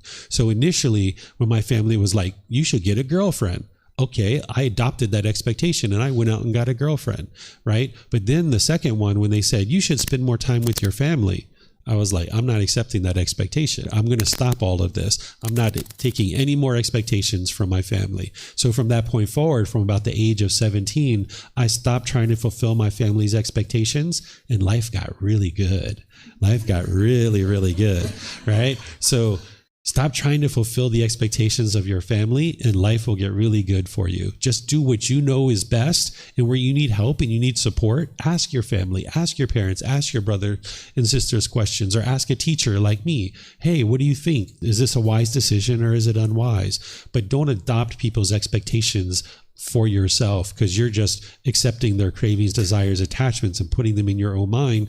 And now you're only going to be happy if you meet that expectation. So get all of that out of the way and just do what you know is best for your life. Don't allow other people's decisions of what they're trying to put on you to dictate what you should or shouldn't do in life. You've got to navigate this world and do the things that are important to you. And if other people are putting their expectations on you, that's their cravings, desires, attachments, and expectations. You don't need to subscribe to that. You can just cast all that aside and just smile. Look at mom having craving again. She doesn't even realize that she's got this true love in there. She's got that unconditional love, but she's got this pollution of expectations on top of it. So just smile. Just have compassion for her. Concern for her misfortune. Yeah.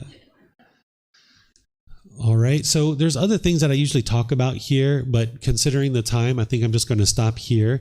I have these talks that I've done before, and we've already touched on some of these topics already.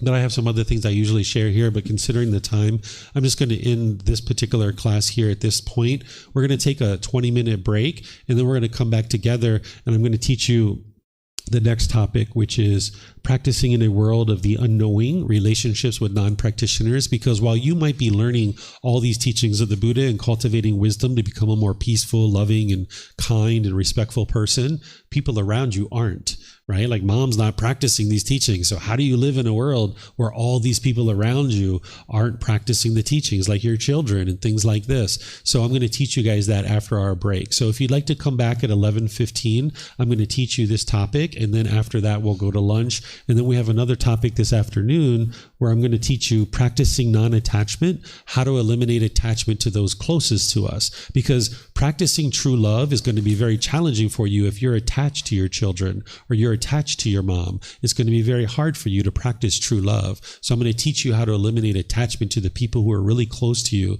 because that's where the attachments tend to be the deepest. So if you'd like to come back at 11:15, I'll teach the next topic, and then we'll go to lunch, and then I'm going to come back probably around 1:30 and teach you this topic. So enjoy your break, and I'll maybe see you guys in about 20 minutes, okay? Thank you so much for your questions, and we'll see you later. Sawadee krap. Thank you for listening to this podcast. To provide support for this podcast, visit patreon.com/support Buddha. To access more teachings, visit buddhadailywisdom.com. There, you will discover a full range of courses, retreats, and online resources to assist you on the path to enlightenment. Remember to establish a daily, consistent meditation practice, along with learning and practicing these teachings. A well-developed meditation practice is the foundation in which to train the mind to attain enlightenment.